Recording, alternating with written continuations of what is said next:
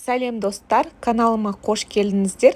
Бүгін қазақ халқының ұлттық тағамдарының бірі майсөктің рецептісімен бөлісемін. Майсөк тарыдан жасалынады, құрамында көптеген дәрумендер бар.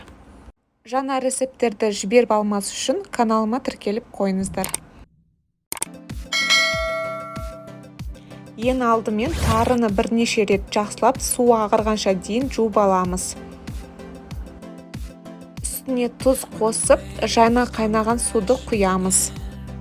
Судың орнына сүтті қолдансаңыз болады. Бетін жауып қоямыз.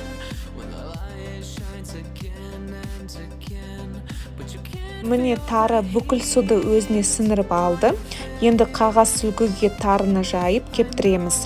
Мен шамамен 30 минут кептірдім.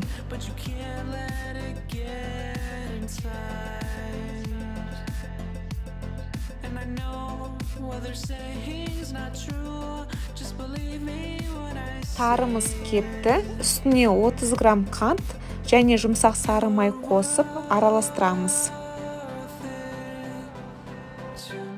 Қанттың орнына бал немесе кептірілген жеміс-жидектерді қосуға болады.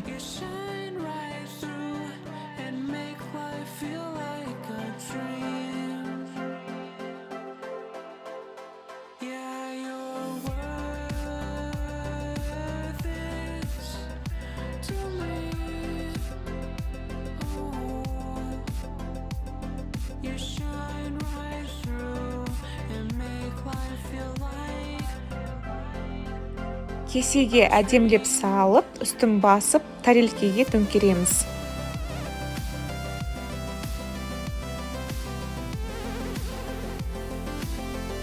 Майсөк дайын, міндетті түрде жасап көріңіздер. Сіздерге видео ұнады деген ойдамын. Ас болсын.